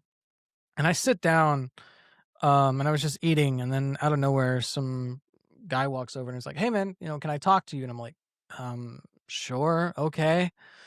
And he was like, "Okay, so like, is there any? I feel like there's something you kind of might need to get off your shoulders." And he was like, "I don't know if this is like this may sound weird or not, but like I'm a Christian." And like he said that, and I just started crying, like right there in the restaurant. And because at that moment I realized that like God had sent somebody to talk to me again. And I composed myself, and he was like, look, I'm not even the kind of person that does this. Like I don't ever really communicate with people at all, but like I was walking past you, and I just felt like this overwhelming like sense of compassion that I just could not ignore, and I had to say something. And I told him about the situation. He was like, look, I don't know how to explain this, but like I feel like, God is going to heal her. Like I feel like she's going to be okay. Um like and ever since then, I she's still got a long way to go from what I've heard, but her health is definitely getting better. She's on some new medication that's been helping a lot, and we haven't really been in communication just due to her health or whatnot, but I've been in contact with her friends and family, and she's definitely getting better. But after, once it was another, divine encounter with somebody that God sent, and I'm finally at peace with everything that's been going on, because that was like the one last thing that has been um on my mind that was kind of weighing me back from getting closer to God. But whenever that happened, I was like, all right, God, like I see you. Hmm. You made it loud and clear, like way more than a lot of other people. And it was just set me down like the spiral of just like, thank you, God, like, but also like, why me? Like, why am I getting all of these encounters that most people don't ever get? Like, what is going on? Like, I still don't understand it. But the only thing that I could really think of is, I don't know, maybe like he has really big plans for me at some point. Or currently, I don't know. I mean, maybe he already has. I mean, like that testimony has already helped people. Like, and I've always kind of like had an interesting way of thinking. Like, it's not just those people that I impacted with my testimony. It's the people that have been impacted are going to impact other people. Like it's going to be like a tree branch. It's going to just continue on. And effectively my testimony has already helped millions of people or so. So maybe that was the reason behind it. Like, but Yeah. after that encounter, the guy invites me to church. And it was on some like college campus, and I ended up going to it, and I walk in, and like they have like the big like screens, like above the stage and whatnot. And Mhm. it was like on a Tuesday night. It wasn't and there was like some special events, and the event was called Encounter Night. And I just stopped in my tracks and just started laughing, because I was like, really? The first church service that I walk into after like over a decade willingly, I had all these random encounters with people. It's called Encounter Night. Like, okay, God, there's no doubt in my mind you're real right now. Like, none of this seems like coincidence to me at all. Like, I just can't be in my mind. But everything that I was dealing with, all my depression, all my anxiety, all of my like worrying about myself and that woman that I love, and all these other issues that were going on in my life are pretty much either completely resolved or they're gone. Uh, com- uh, I mean, really, the only thing that's still there is, that the woman still is not completely healed, but she's on path to do it, and I trust that like God would be like she's heading in the right direction, and I don't think that it's going to be. Oh, I mean, I don't know how long it's going to take, but I don't think God would have sent somebody to talk to me if she wasn't going to be, like Hmm. back to normal, or at least, you know, to where He wants her to be. I don't know, but it's just so much stuff, so many random encounters with people that just, just stacked on top of each other, one right after another, and it wasn't just, and it was over a span of, I think all of that happened within about a month and a half, 2 months max. And it's been happening. It's just like rapidly. Um, and that's been the hardest thing for me to wrap my mind around, is just like, why me? Like, why are all of these things happening? Like, cause I've told this testimony to several other people, and some of them, like, I could tell that they're a bit jealous, or that they've had all these that I've had these interactions and they haven't. And um I mean, I swear I even heard God audibly the other day, but I don't know. Like, even that has been very difficult to come with terms with. Like, I don't like I and like even that like has been, it's just, I feel like I'm being singled out in a way, and I don't know how to comprehend everything. And once again, I mean, I guess we're not really supposed to comprehend it, like, to an extent. I mean, I don't think we ever will. I mean, no human's ever going to comprehend, things that are going on. But the last thing that I heard that happened after that was, I was still really upset about the situation, and I think it was, I'm trying to remember on the timeline. Um, it was either right before or right after I had that interaction with that college student. I was like showering, and I just started crying because I was still not emotionally stable. And I started praying to God, and I just felt convicted. I was like, I need to kneel for some reason. And I was like, okay, let me, so I got down, kneeled, and I started praying, and I was about to get up, and the clearest voice I think I've ever, it sounded like it was like piercing, and it was like above and behind me is where it kind of like came from. And I just heard the words "stay down," and it like scared me. Like, I don't know how to explain it. Like, it was so frightening, because I was like, I did not think that. Like, it just felt like it was so clear, and it was like thunderous. Basically, it was just, I don't know how to explain it. It was just piercing, I guess is the best way I could put it. And I continued praying for a while, and then I got up, and I just felt super peaceful. And then, I don't know, after that, I've just been, every single day, I've been taking my Bible to work with me every single day. I've been reading, diving into the Word, trying to get closer to God as much as I possibly can. And I just cannot, I keep getting stuck on, why are all these things happening to me? I cannot get past that thought. And because so many other people that I've encountered, so many other Christians don't have near as powerful of a testimony as this. They have never encountered things like these. And it's just, I don't understand.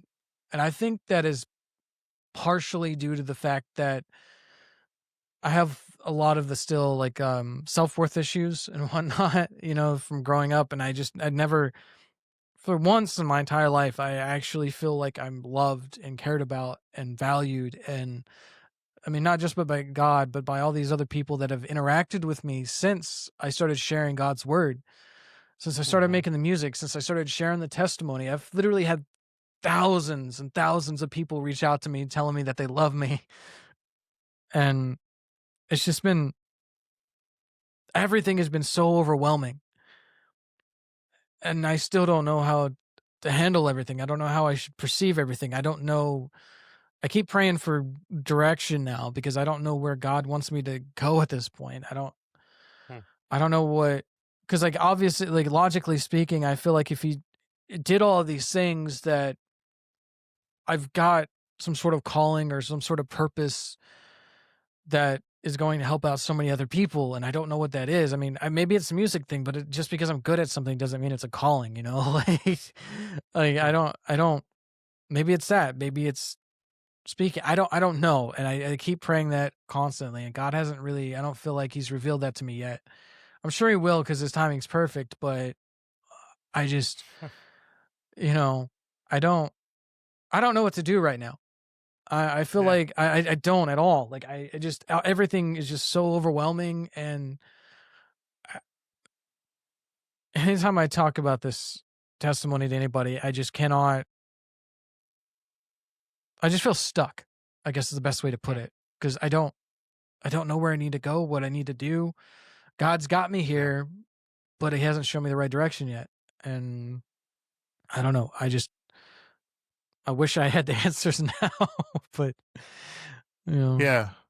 Yeah. Well, a couple things kind of come to my mind here. One is, um, if it wasn't for the obedience of all of those other people around you doing what God asked them to do, coming to your restaurant because they're, they got, they're waiting for a bus, or they're, Yeah. all the different things that are happening, right? Like Right. the nice thing is we see our perspective and we're like, God, whoa, like, what are you doing? This is amazing. You're doing all these things, right? Yeah. But then you have all these other people who are like, one day I lost my house. Everything was awful. I went to this restaurant because I was like, just didn't know what to do. And this guy gave me $60 for a bus ticket, Yeah. and my bus ticket was $60. Like, praise God, right? And so like I love that the challenge of like, what is all this, right? Like in my situation for Martyria, it's like, make a podcast. I have no idea what this means. I have no idea what this looks like. And Yeah. and if it blesses other people or whatever, like, it's amazing. And God has put a lot of things in place. Like you've had the audio equipment because of my own musical background, Right, and yeah. all these sorts of things, right? And so it's like, I have no idea. But what I do know is the best that I can ask to be is obedient. Yeah. And if I'm obedient to what God is asking me to do, regardless of where that takes me or what that looks like, i- if it doesn't get me closer to Him, then I don't want it, Yeah, that's right? And fair, yeah. that's the hard part. That's the hard part, because we live in a world that a million views is awesome. You got a million views, Yeah. dude. Like all of a sudden, people think that means something, right? And Yeah. and so like, well, how do I walk in the shoes of a person who has a million views? Who cares if you're not walking with Christ, right? Right, Like, yeah. who cares how many views you have, how many streams you have, those sorts of things. And I guess the other thing that I would say is, um, this podcast is based off of Revelation 12:11, and so at the beginning of every episode, I read it. Right, they overcame the enemy, they overcame the accuser by the blood of the Lamb and by the word of their testimony. For they loved not their lives even unto death. Right, so if Jesus and His blood is part of the equation, though it could be the entire equation, He asks us to partner with Him by sharing our testimony. Yeah. And so when you're like, I'm stuck, I don't know what to do, I say bullcrap. I call bullcrap, because every night at your work, you're like, I just talked to this dude for an hour, and I like shared my testimony, talked to him about the Bible. True. Like here and even in the work that you do, where you're at, and the music you produce, and Yeah. all these sorts of things, like doing those things for the Lord, doing them for God, that's what He wants from us. And then all of a sudden you have a contract, or you don't have a contract. All of a sudden you have this, or you don't have, like, all of a sudden these things happen, and all it requires is just obedience, simple obedience. And I think that's the nice thing is as humans, we feel like we have to plan. We feel like we have to do all these things. We have to know the next steps. And God's like, I will shine enough light for the next step. But 2 steps, That's not for you to know. That's for me to know. And that's one of those things where it's like, who do you trust? Yeah. I don't trust me. I know me. I know Right. that I shouldn't trust me, but I know God, and I know that He's trustworthy. I mean, the fact of the matter is, um, I am super thankful for your testimony. I appreciate you coming on and sharing it. Yeah. One of the things that I love most about it is how obedient everybody else was for you. Yeah. Like, how amazing is that? How God is searching you out so strongly because He wants you to have that relationship with Him where He's Right. like, I'm going to put this couple in your life. I'm going to put this couple in your life. I'm going to put this pastor in your life. I'm going to do this. I'm going to, like, Yeah. some guy at Texas Roadhouse is like, hey, man, can I pray for you? Right. Are you kidding me? Yeah. God's asked me to pray for random people all the time where I'm like, I don't know this person at all. And it's like, this is not my normal thing. I don't just approach people and ask to Right. pray for them. But when God's like, hey, could you do this? You know, the other thing that came up was, like you said, having this experience where you're hearing God's voice Oh, audibly. that's The Bible, the Bible talks about Jesus saying, my sheep will know my voice. And so that guy who's like, this is not a thing that I do. I don't like go to people and ask to pray for him. Well, my sheep will know my voice. So, hey, if you heard the voice of Jesus, do not let me stop you from doing what He's asking you to do. You know what I right. mean? Like, Yeah. No, like that's one of those beautiful things. that night right there, that hearing, I'm pretty sure I heard the audible voice. Like it shook me. I was terrified when I heard that. Like I'm in the moment, and then because it was just like, I mean, I don't know why. I mean, specifically, you know, because he was telling me to continue kneeling. Like I maybe that's I don't that the words he spoke, I feel like is what struck fear in me more so because it was just like, why that specifically? You know, now I'm going to be questioning that. I mean, maybe I, in a way, I keep thinking maybe he's just telling me that maybe I should submit to him more. I mean, I guess it's the same as being obedient. I don't know, like, or maybe take it more seriously, I guess is what I'm trying to say. Because I've still been struggling with not really my faith, but with following some of the things that I feel convicted about. I think maybe that is what he was trying to convey with that. Yeah. I don't know. Because I mean, I felt like I've already been really obedient following everything else that you told me. But now that I believe, I feel like I definitely have a lot of things I need to work on. And I don't know, maybe I really feel like maybe that's what he intended with that. I don't know really. I'm just kind of speculating here, but it's terrified me though. Like, and then, I mean, I felt peaceful afterwards, but it was, I don't know how to explain it other than that. Yeah. I think the nice thing is being new to the faith, in a way that you understand that it's a relational as opposed to I am just getting beat down, physically, Yeah. emotionally, spiritually. It's a whole new thing. God, in my mind, God is trying to teach you and to show you who He is. Right. Yeah. And part of that is obedience. I mean, the funny thing is you're like, well, why in the shower did God ask me to stay kneeling? And my thought is, well, why did God want you to work at a 24-hour restaurant and get you shifted over to midnights, which that's not what you were normally used to doing? And then all of a sudden, He creates literally the perfect storm where you're like, oh, hey, God, by the way, screw you. Give me a $60 tip. Let's see what you can do. And He's like, oh, you want to see what I can do? Isn't it interesting that the cook and the waiter and all these people, all of a sudden, they're not showing up? And you're like, wait, now I'm alone. And now it's this perfect storm of being able to be in a position where these things can happen. Right. So it's like when you're saying like,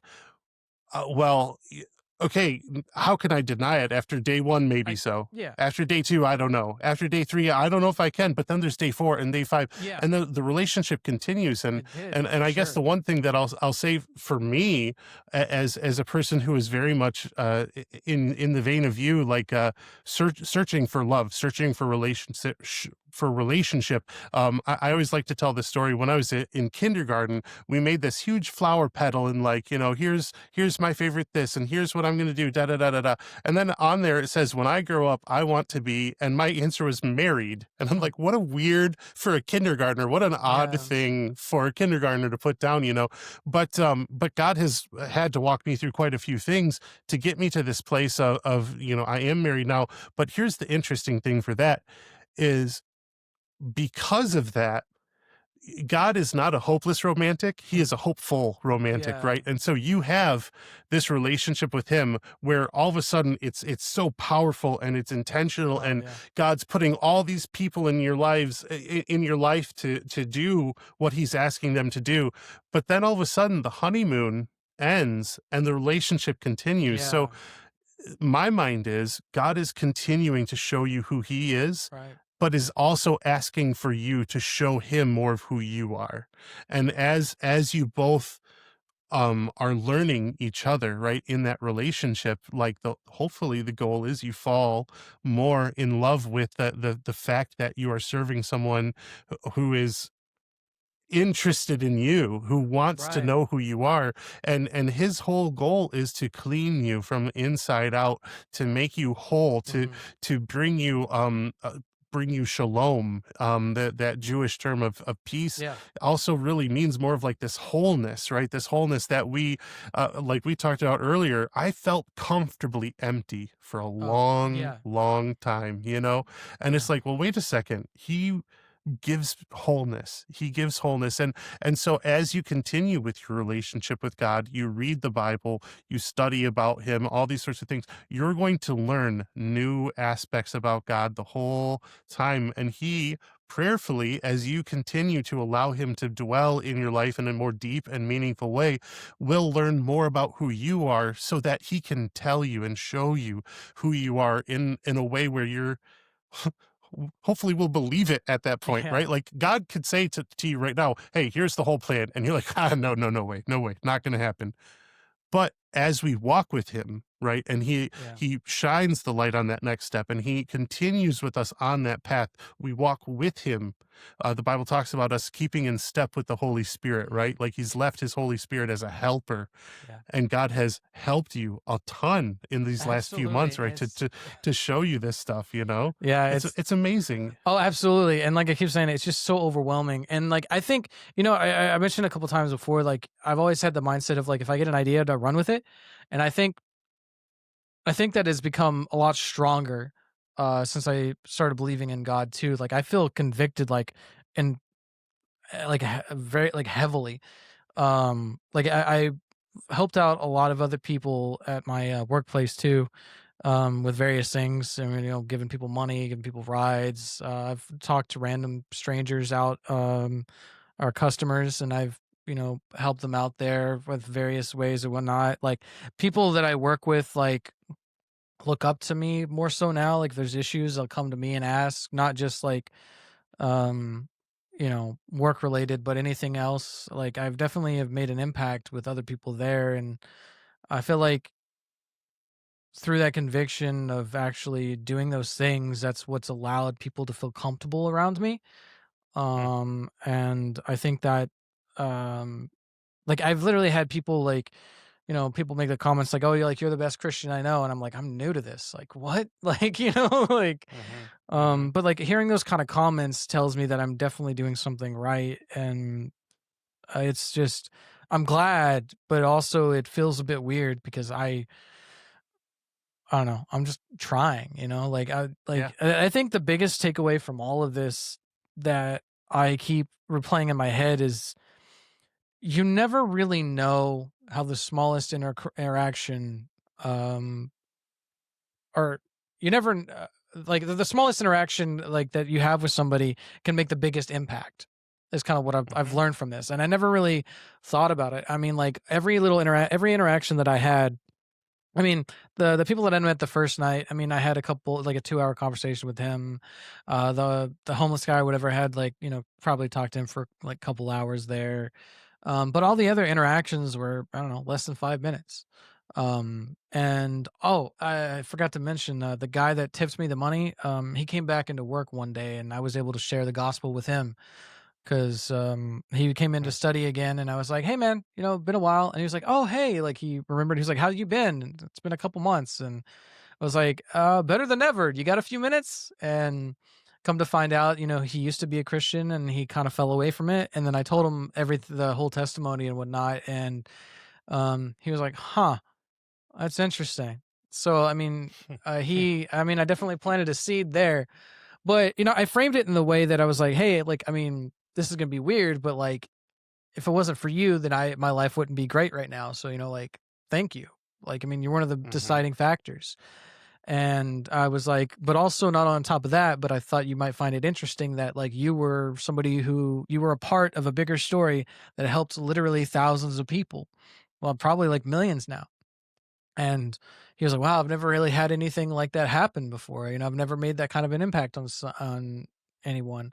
And I could tell that it really, um, that at least that meant a lot to him. And I know that I definitely planted a seed. He didn't walk away, you know, professing faith in Jesus or anything, but I know that based off his interactions, I definitely gave him something to think about, for sure. And I'm hoping that'll lead him back, if it hasn't already, because I don't know if I'll see him again. But um, I thought that even that was really cool. It's just it's been very amazing. All the things that God has done for me. I've definitely seen His blessings. I've been able to, with my music that I've always wanted to do as a career. It's not like where I'm not making money off of it. And I mean, like if I could make a living off of it, great. But like I'm still going to continue doing it even if I don't.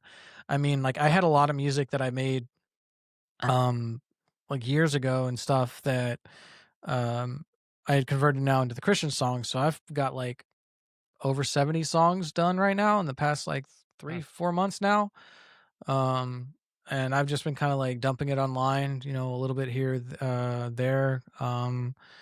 Actually releasing another album tomorrow, but like I've had people reach out to me, like, saying like their music has really helped them or whatever, or like I'll be in like my streams and whatnot. And I've been streaming and stuff. And I've had people come in and, say, like, uh, that I made an impact on them, like that they're new at being a Christian or whatever, and like my music has helped me like or helped them like um get away from, like secular music or whatever already, or like I've already seen it make an impact on other people. And every time I stream, right before I just do it, every single time I pray it, I'm like, God, like no matter what my viewers are like right now, like have every stream, blessed with, the right people that need to see it. Like that's all I care about. Like just let the right person come across it. Make an impact on at least someone that way. I don't care about other viewership. And that's kind of the way I've been perceiving like the music that I've been posting online. If it helps at least one person, like you've mentioned before for your own podcast, that's all that matters to me too. And if things progress that even more so, then I could turn it into a career. Great. If not, I'm still really thankful that God has given me this gift to do all of these things, because I love seeing the impact that I've made on these people lately.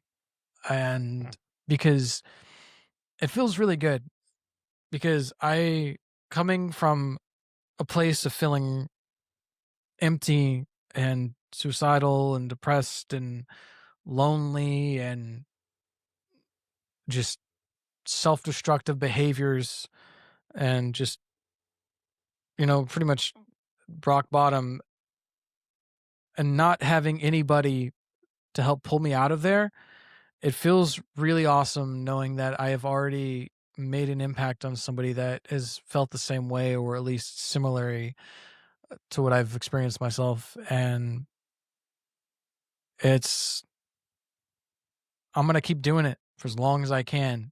Like I'm going to continue sharing God's word as long as I can, because for the first time ever, I don't feel empty myself. And I don't want other people to feel the way that I used to feel. And if I can help pull them out of that, I'm going to do everything in my power to make that happen. Yeah, absolutely. I mean, Yeah. and my perspective is, and as long as you pursue that relationship with God, he's gonna be effective in the way that he needs to be effective, Yeah. right? Like you said before streams, before I do this, I pray. I pray with my guests Yeah. as well, and it's I don't care how smart I feel. I don't care how witty I think something I said is or whatever. But I'm constantly in prayer during these interviews and just saying like, Holy Spirit, what do you want me to say? Yeah. Or do you just not want me to say anything? And both are fine because both are, in my mind, both are obedient. And if he's like, you know what, just let this person talk, let them say what they have to say. That's totally fine. And there've been several times where it's like, oh, what if I ask this? And the Holy Spirit will be like, or what if you didn't? Right. Like, okay, fair. That's all right. That's all right. But then there's been other times too where the Holy Spirit will be like, why don't you ask this? And I've had a few guests who are like, oh, I actually have never even thought about talking about this before, but da da da da da. And it's like, thank you, Lord. Again, it's not me. It's not anything I'm doing. I'm just being Right. obedient, Yeah. you know, and that's the beauty of it is the burden of the work that you're talking about is not on our shoulders. No. It's on God's shoulders, and He can bear that weight. And I think that's a beautiful thing. And you know, I think kind of as we're wrapping up, you've talked about your music a lot, and I haven't asked about it, but do you have a name that you go by, or is there social media that you want to tell people about? Yeah, so the stage name is Nova. It's spelled Nohvuh. And for those who are curious what it means or anything, it's literally just the word Nova, because like the star or whatever. I've always been kind of a sci-fi nerd, so I use that username for different video games and stuff in the past, so I just kind of continue to use it. But I had to come up with my own spelling because other people took the other ones. But anyways, yeah, you can find my music and everything on all platforms, Spotify, Apple Music, you know, Tidal, Pandora, everything pretty much. And if the only social media that I'm really active on is TikTok, and that is Nova Official. But yeah, like I really hope if you do, if you know any listeners are paying, go and check out my music. I hope that you know it can help them with their own journey, because my music, it's not really overly preachy. Whenever I went into making the music, I kind of wanted to make something that could be relatable to believers and non-believers. So I just talk about all the struggles that I personally dealt with or still deal with, and just kind of always leave it on a good note where like, oh, God can help me through this, or like I can always rely on God, you know, or that kind of mentality. And I don't want to just shove God down somebody's throat with my music or anything that I say. I want to kind of just tell people how awesome He is and how He can help others. Not, you know, your character matters. I've learned that, you know, firsthand as being a Christian, you know, or growing up in a Christian, well, you know, quote unquote Christian household with a lot of negativity and whatnot surrounding it. That it's either the way you act really, really matters, because you never know if that is going to be the deciding factor on whether or not somebody comes to know Jesus or not. And I try to pursue that in my music and every other aspect of my life now. But yeah, I mean, I appreciate, you know, you giving me the time to talk about my testimony.